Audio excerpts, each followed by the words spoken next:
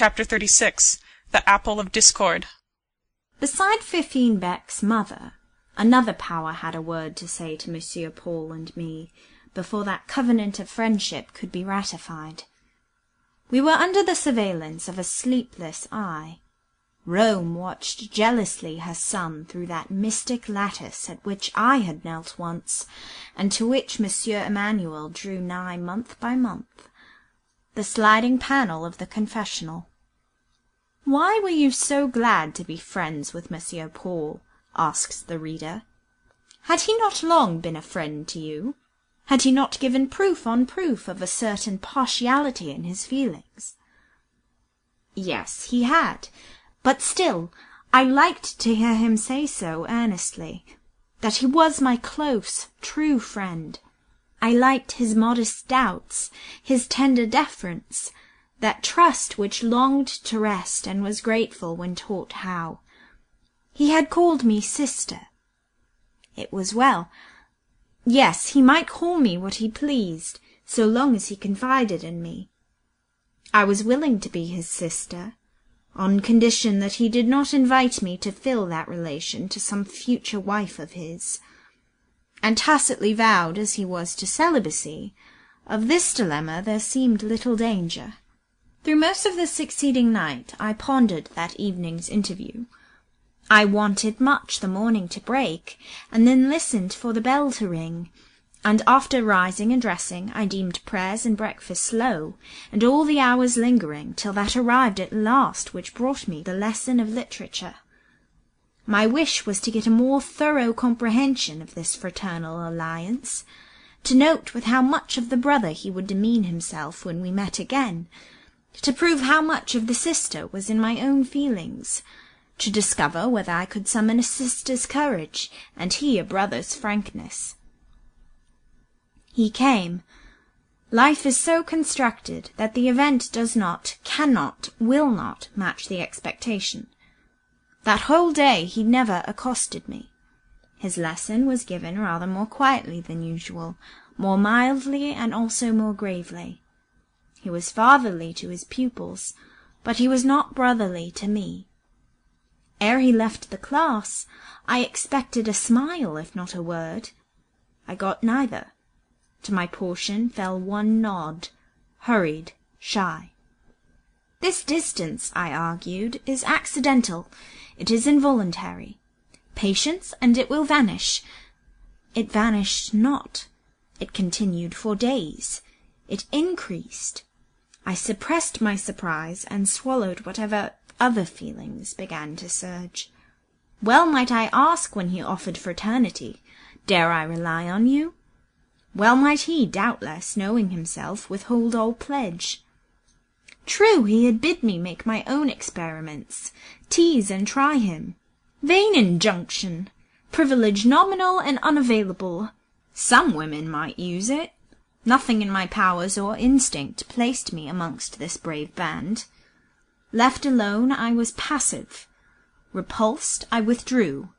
Forgotten, my lips would not utter nor my eyes dart a reminder. It seemed there had been an error somewhere in my calculations, and I wanted for time to disclose it. But the day came when, as usual, he was to give me a lesson. One evening in 7 he had long generously bestowed on me, devoting it to the examination of what had been done in various studies during the past week, and to the preparation of work for the week in prospect. On these occasions my schoolroom was anywhere, wherever the pupils and the other teachers happened to be, or in their close vicinage, very often in the large second division, where it was easy to choose a quiet nook when the crowding day pupils were absent, and the few boarders gathered in a knot about the surveillant's estrade. On the customary evening, hearing the customary hour strike, I collected my books and papers, my pen and ink, and sought the large division. In class there was no one, and it lay all in cool deep shadow. But through the open double doors was seen the carré, filled with pupils and with light.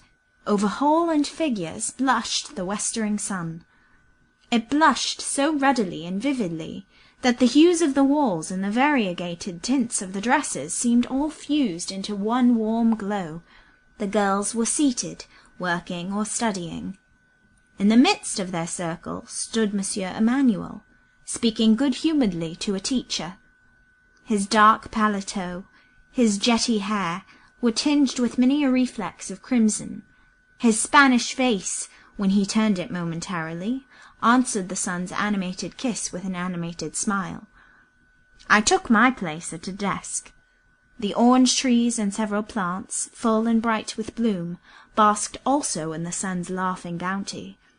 They had partaken it the whole day, and now asked water. Monsieur Emmanuel had a taste for gardening. He liked to tend and foster plants.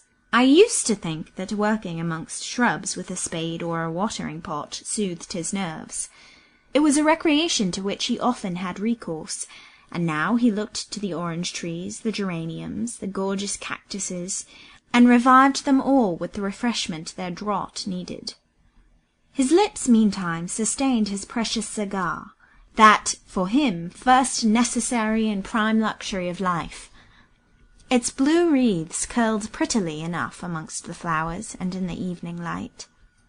He spoke no more to the pupils, nor to the mistresses, but gave many an endearing word to a small spanieless, if one may coin a word, that nominally belonged to the house, but virtually owned him as master, being fonder of him than any inmate.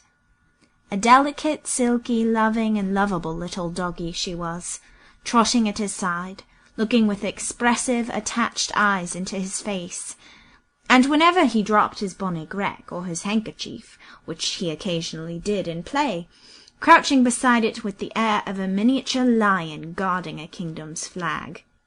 There were many plants, and as the amateur gardener fetched all the water from the well in the court with his own active hands, his work spun on to some length. The great school clock ticked on. Another hour struck. The carré in the youthful group lost the illusion of sunset. Day was drooping. My lesson, I perceived, must tonight be very short, but the orange trees, the cacti, the camellias were all served now. Was it my turn? Alas! In the garden were more plants to be looked after, favourite rose-bushes, certain choice flowers. Little Sylvie's glad bark and whine followed the receding paletot down the alleys. I put up some of my books. I should not want them all. I sat and thought and waited, involuntarily deprecating the creeping invasion of twilight. Sylvie, gaily frisking, emerged into view once more, heralding the returning paletot. The watering-pot was deposited beside the well. It had fulfilled its office. How glad I was! Monsieur washed his hands in a little stone bowl. There was no longer time for a lesson now. Ere long the prayer-bell must ring. But still we should meet. He would speak. A chance would be offered of reading in his eyes the riddle of his shyness. His ablutions over, he stood, slowly rearranging his cuffs, looking at the horn of a young moon, set pale in the opal sky and glimmering faint on the aureole of Jean-Baptiste. Sylvie watched the mood contemplative. Its stillness irked her. She whined and jumped to break it. He looked down. Petite exigeante, said he. You must not be forgotten one moment, it seems. He stopped, lifted her in his arms, sauntered across the court, within a yard of the line of windows near one of which I sat. He sauntered lingeringly, fondling the spaniel in his bosom, calling her tender names in a tender voice. On the front door-steps he turned. Once again he looked at the moon, at the grey cathedral, over the remoter spires and house-roofs fading into a blue sea of night mist. He tasted the sweet breath of dusk, and noted the folded bloom of the garden. He suddenly looked round. A keen beam out of his eye raised the white façade of the classes, swiped the long line of crozets. I think he bowed. If he did, I had no time to return the courtesy. In a moment he was gone. The moonlit threshold lay pale and shadowless before the closed front door. Gathering in my arms all that was spread on the desk before me, I carried back the unused heap to its place in the third class. The prayer bell rang. I obeyed its summons. The morrow would not restore him to the Rue Fossette, that day being devoted entirely to his college. I got through my teaching. I got over the intermediate hours. I saw evening approaching and armed myself for its heavy ennuis. Whether it was worse to stay with my co-inmates or to sit alone I had not considered. I naturally took up the latter alternative. If there was a hope of comfort for any moment, the heart or head of no human being in this house could yield it. Only under the lid of my desk could it harbour, nestling between the leaves of some book, gilding a pencil point, the nib of a pen, or tinging the black fluid in that ink-glass. With a heavy heart I opened my desk lid. With a weary hand I turned up its contents. One by one, well-accustomed books, volumes sewn in familiar covers, were taken out and put back hopeless. They had no charm. They could not comfort. Is this something new, this pamphlet in lilac? I had not seen it before, and I rearranged my desk this very day, this very afternoon. The tract must have been introduced within the last hour, while we were at dinner. I opened it. What was it? What would it say to me? It was neither tale nor poem, neither essay nor history. It neither sung nor related, not discussed. It was a theological work. It preached and it persuaded. I lent to it my ear very willingly, for, small as it was, it possessed its own spell, and bound my attention at once. It preached Romanism. It persuaded to conversion. The voice of that sly little book was a honeyed voice. Its accents were all unction and balm. Here roared no utterance of Rome's thunders, no blasting of the breath of her displeasure. The Protestant was to turn Papist not so much in fear of the heretic's hell, as on account of the comfort, the indulgence, the tenderness Holy Church offered. Far be it from her to threaten or to coerce. Her wish was to guide and win. She persecute? Oh dear, no, not on any account. This meek volume was not addressed to the hardened and worldly. It was not even strong meat for the strong. It was milk for babes. The mild effluence of a mother's love towards her tenderest and her youngest, intended wholly and solely for those whose head is to be reached through the heart. Its appeal was not to intellect. It sought to win the affectionate through their affections, the sympathizing through their sympathies. St. Vincent de Paul, gathering his orphans about him, never spoke more sweetly. I remember one capital inducement to apostasy was held out in the fact that the Catholic who had lost dear friends by death could enjoy the unspeakable solace of praying them out of purgatory. The writer did not touch on the firmer peace of those whose belief dispenses with purgatory altogether, but I thought of this, and on the whole preferred the latter doctrine as the most consolatory. The little book amused and did not painfully displease me. It was a canting, sentimental, shallow little book, yet something about it cheered my gloom and made me smile. I was amused with the gambols of this unlicked wolf-cub, muffled in the fleece, and mimicking the bleat of a guileless lamb. Portions of it reminded me of certain Wesleyan Methodist tracts I had once read when a child. They were flavoured with about the same seasoning of excitation to fanaticism. He that had written it was no bad man, and while perpetually betraying the trained cunning, the cloven hoof of his system, I should pause before accusing him of insincerity. His judgment, however, wanted surgical props. It was rickety. I smiled then over this dose of maternal tenderness, coming from the ruddy old lady of the 7 Hills. Smiled, too, at my own disinclination, not to say disability, to meet these melting favours. Glancing at the title-page, I found the name of Père Silas. A fly-leaf bore in small but clear and well-known pencil characters, "From PCDE to LY." And when I saw this I laughed, but not in my former spirit. I was revived. A mortal bewilderment cleared suddenly from my head and vision. The solution of the Sphinx riddle was won. The conjunction of those two names, Père Silas and Paul Emmanuel, gave the key to all. The penitent had been with his director, permitted to withhold nothing, suffered to keep no corner of his heart sacred to God and to himself. The whole narrative of our late interview had been drawn from him. He had avowed the covenant of fraternity, and spoken of his adopted sister. How could such a covenant, such adoption, be sanctioned by the Church? Fraternal communion with a heretic?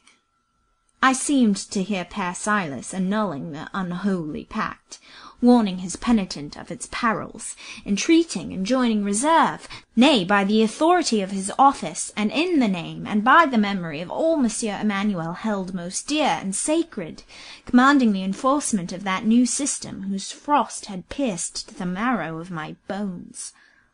These may not seem pleasant hypotheses, yet by comparison they were welcome. The vision of a ghostly troubler hovering in the background was as nothing, matched with the fear of spontaneous change arising in Monsieur Paul himself.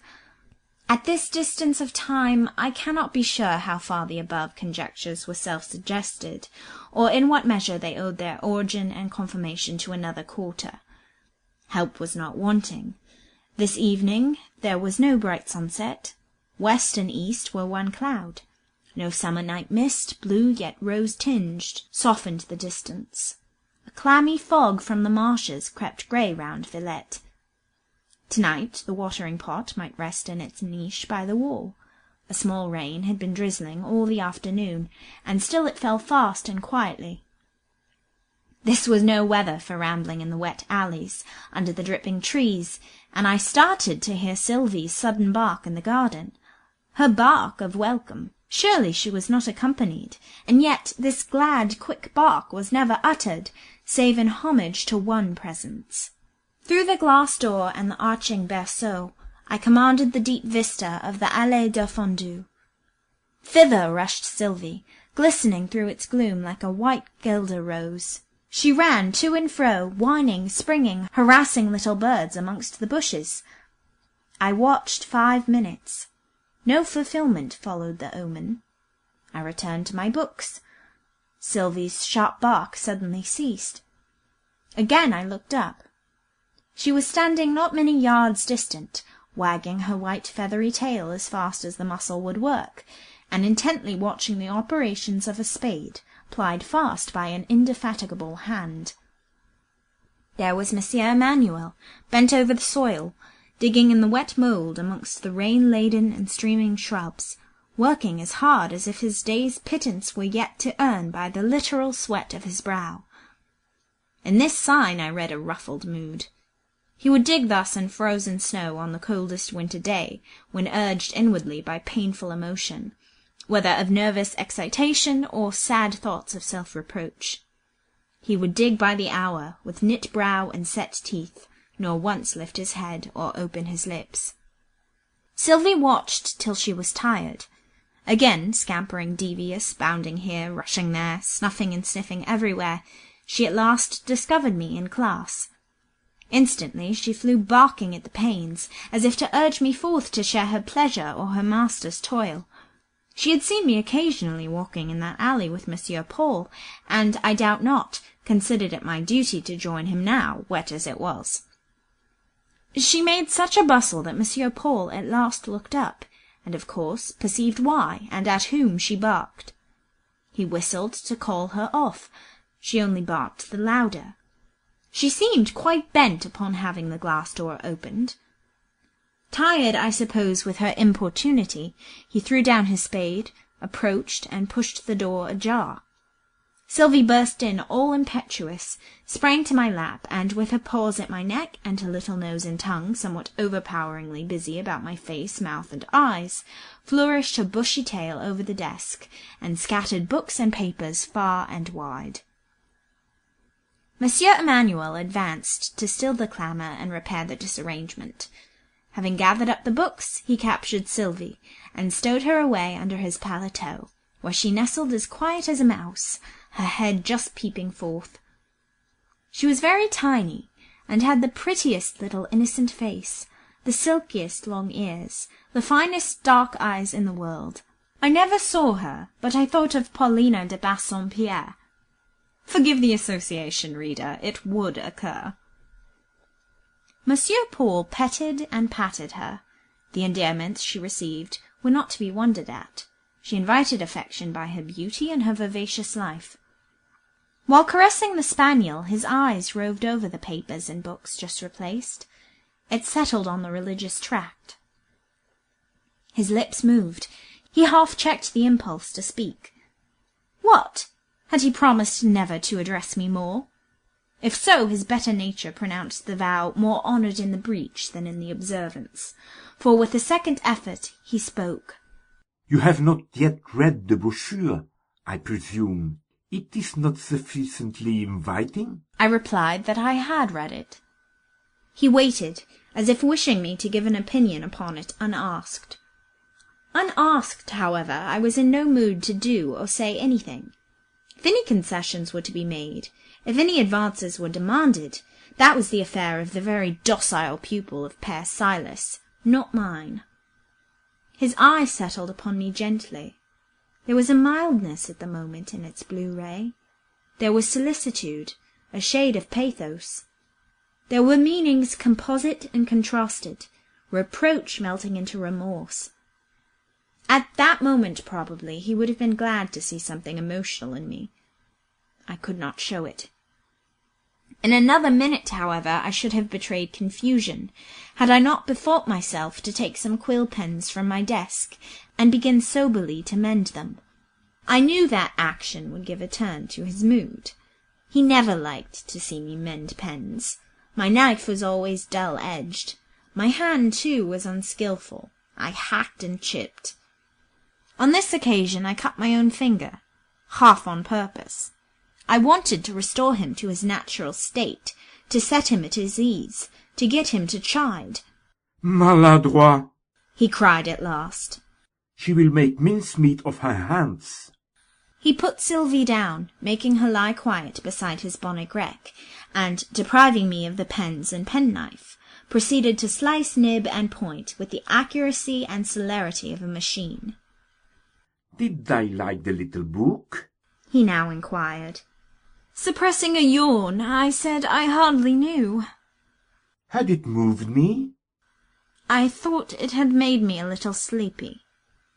After a pause. Allons donc. It was of no use taking that tone with him, bad as I was, and he would be sorry to have to name all my faults at a breath. God and nature had given me trop de sensibilité et de sympathie, not to be profoundly affected by an appeal so touching. Indeed, I responded, rousing myself quickly. I was not affected at all, not a whit. And in proof I drew from my pocket a perfectly dry handkerchief, still clean, and in its folds.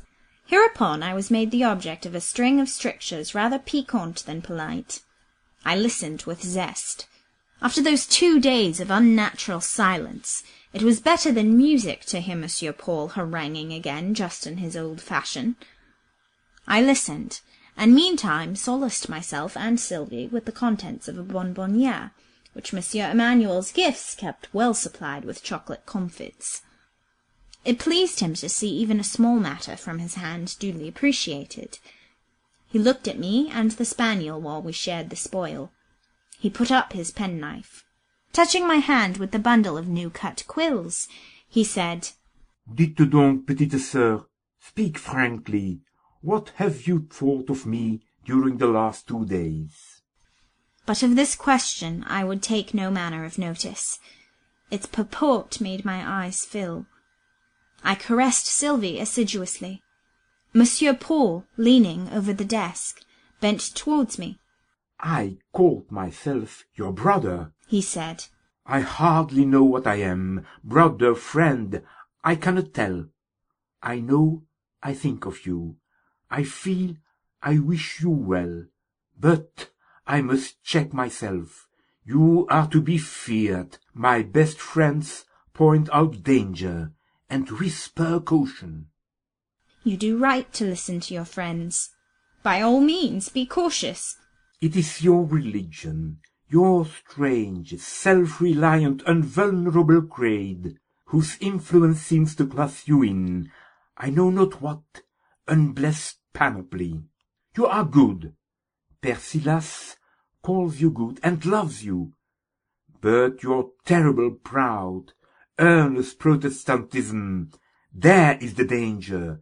It expresses itself by your eye at times, and again it gives you certain tones and certain gestures that make my flesh creep. You are not demonstrative, and yet, just now, when you handled that tract, my God, I thought Lucifer smiled. Certainly I don't respect that tract. What then?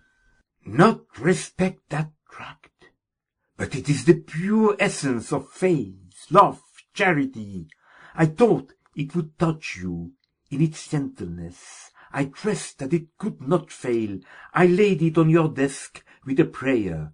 I must indeed be a sinner. Heaven will not hear the petitions that come warmest from my heart. You scorn my little offering. Oh, cela me fait mal. Monsieur, I don't scorn it, at least not as your gift. Monsieur, sit down. Listen to me. I am not a heathen. I am not hard-hearted. I am not unchristian. I am not dangerous, as they tell you. I would not trouble your faith. You believe in God and Christ and the Bible, and so do I. But do you believe in the Bible? Do you receive revelation? What limits are there to the wild, careless daring of your country and sect? Persilas dropped dark hints. By dint of persuasion I made him half define these hints. They amounted to crafty Jesuit slanders. That night Monsieur Paul and I talked seriously and closely. He pleaded, he argued. I could not argue, a fortunate incapacity. It needed but triumphant logical opposition to effect all the director wished to be effected. But I could talk in my own way, the way Monsieur Paul was used to, and of which he could follow the meanderings and fill the hiatus, and pardon the strange stammerings, strange to him no longer. At ease with him, I could defend my creed and faith in my own fashion. In some degree I could lull his prejudices. He was not satisfied when he went away. Hardly was he appeased, but he was made thoroughly to feel that Protestants were not necessarily the irreverent pagans his director had insinuated. He was made to comprehend something of their mode of honouring the light, the life, the word. He was enabled partly to perceive that, while their veneration for things venerable was not quite like that cultivated in his church, it had its own, perhaps deeper power, its own more solemn awe. I found that Père Silas, himself, I must repeat, not a bad man, though the advocate of a bad cause, had darkly stigmatized Protestants in general, and myself by inference, with strange names, had ascribed to us strange isms. Monsieur Emmanuel revealed all this in his frank fashion, which knew not secretiveness, looking at me as he spoke with a kind, earnest fear, almost trembling lest there should be truth in the charges. Père Silas, it seems, had closely watched me, had ascertained that I went by turns and indiscriminately to the 3 Protestant chapels of Villette, the French, the German, and English, id est, the Presbyterian, Lutheran, Episcopalian. Such liberality argued in the father's eyes profound indifference.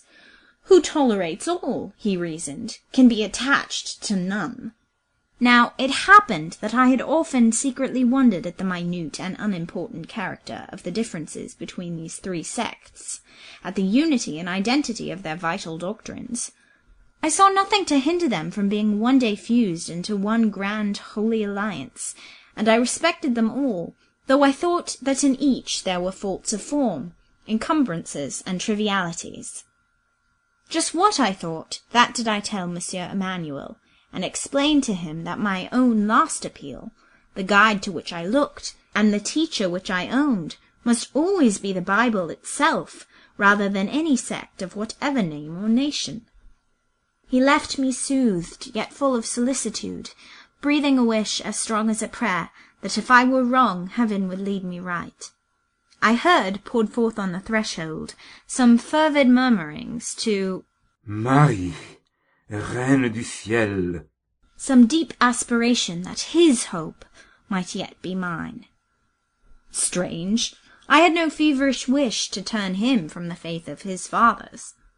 I thought Romanism wrong, a great mixed image of gold and clay, but it seemed to me that this Romanist held the purer elements of his creed with an innocency of heart which God must love. The preceding conversation passed between 8 and 9 o'clock of the evening, in a schoolroom of the Rue Fossette, opening on a sequestered garden. Probably about the same or a somewhat later hour of the succeeding evening, its echoes, collected by holy obedience, were breathed verbatim in an attendant ear at the panel of a confessional in the hoary church of the Magi. It ensued that Père Silas paid a visit to Madame Beck, and, stirred by I know not what mixture of motives, persuaded her to let him undertake for a time the Englishwoman's spiritual direction. Hereupon I was put through a course of reading. That is, I just glanced at the books lent me. They were too little in my way to be thoroughly read, marked, learned, or inwardly digested. And besides, I had a book upstairs under my pillow, whereof certain chapters satisfied my needs in the article of spiritual law, furnishing such precept and example as to my heart's core I was convinced could not be improved on. Then Père Silas showed me the fair side of Rome, her good works, and bade me judge the tree by its fruits. In answer, I felt and avowed that these works were not the fruits of Rome. They were but her abundant blossoming, but the fair promise she showed the world. That bloom, when set, savoured not of charity. The apple, full-formed, was ignorance, abasement, and bigotry. Out of men's afflictions and affections were forged the rivets of their servitude.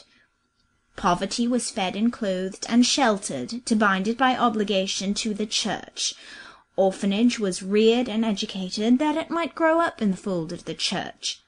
Sickness was tended that it might die after the formula and in the ordinance of the church, and men were overwrought and women most murderously sacrificed, and all laid down a world God made pleasant for his creatures' good, and took up a cross monstrous in its galling weight, that they might serve Rome, prove her sanctity, confirm her power, and spread the reign of her tyrant church. For man's good was little done, for God's glory less. 1,000 ways were opened with pain, with blood sweat, with lavishing of life. Mountains were cloven through their breasts, and rocks were split to their base, and all for what? That a priesthood might march straight on and straight upward to an all-dominating eminence, whence they might at last stretch the sceptre of their Moloch church. It will not be. God is not with Rome, and were human sorrows still for the Son of God, would he not mourn for her cruelties and ambitions, as once he mourned over the crimes and woes of doomed Jerusalem? O lovers of power, O mitred aspirants for this world's kingdoms, an hour will come even to you when it will be well for your hearts, pausing faint at each broken beat, that there is a mercy beyond human compassions, a love stronger than this strong death which even you must face, and before it fall. A charity more potent than any sin, even yours, a pity which redeems worlds, nay, absolves priests. My third temptation was held out in the pomp of Rome, the glory of her kingdom. I was taken to the churches on solemn occasions, days of fête and state. I was shown the papal ritual and ceremonial. I looked at it. Many people, men and women, no doubt far my superiors in 1,000 ways, have felt this display impressive, have declared that, though their reason protested, their imagination was subjugated. I cannot say the same. Neither full procession, nor high mass, nor swarming tapers, nor swinging censers, nor ecclesiastical millinery, nor celestial jewelry touched my imagination a whit. What I saw struck me as tawdry, not grand, as grossly material, not poetically spiritual. This I did not tell Père Silas. He was old, he looked venerable. Through every abortive experiment, under every repeated disappointment, he remained personally kind to me, and I felt tender of hurting his feelings. But on the evening of a certain day, when from the balcony of a great house I had been made to witness a huge mingled procession of the church and the army, priests with relics and soldiers with weapons, an obese and aged archbishop, habited in cambric and lace, looking strangely like a grey daw in bird-of-paradise plumage, and a band of young girls fantastically robed and garlanded. Then I spoke my mind to Monsieur Paul. I did not like it, I told him. I did not respect such ceremonies. I wished to see it no more. And having relieved my conscience by this declaration, I was able to go on, and speaking more currently and clearly than my wont, to show him that I had a mind to keep to my reformed creed. The more I saw of popery, the closer I clung to Protestantism. Doubtless there were errors in every church, but I now perceived by contrast how severely pure was my own, compared with her whose painted and meretricious face had been unveiled for my admiration. I told him how we kept fewer forms between us and God, retaining indeed no more than perhaps the nature of mankind in the Mass rendered necessary for due observance. I told him I could not look on flowers and tinsel, on wax lights and embroidery, at such times and under such circumstances as should be devoted to lifting the secret vision to him whose home is infinity, and his being eternity. That when I thought of sin and sorrow, of earthly corruption, mortal depravity, weighty temporal woe, I could not care for chanting priests or mumming officials. That when the pains of existence and the terrors of dissolution pressed before me, when the mighty hope and measureless doubt of the future arose in view, then even the scientific strain of the prayer in a language learned and dead, harassed with hindrance a heart which only longed to cry, God be merciful to me, a sinner. When I had so spoken, so declared my faith, and so widely severed myself from him I addressed, then at last came a tone accordant, an echo responsive, one sweet chord of harmony in two conflicting spirits. "Whatever say priests or controversialists," murmured Monsieur Emmanuel, "God is good, and loves all the sincere. Believe then what you can, believe it as you can. One prayer at least we have in common. I also cry, Ô Dieu, sois apaisé envers moi, qui suis pécheur." He leaned on the back of my chair. After some thought, he again spoke. How seem in the eyes of that God who made all firmaments, whose nostrils issued, whatever of life is here, or in the stars shining yonder, how seem the differences of man? But as time is not forgot, nor space, so neither is measure, nor comparison. We abase ourselves in our littleness, and we do right, yet it may be that the constancy of one heart, the spirit and faith of one mind, according to the light he has appointed, import as much to him as the just motion of satellites about their planets, of planets about their suns, of suns around that mighty unseen centre, incomprehensible, irrealizable, with strange mental effort only divined. God guide us all. God bless you, Lucy.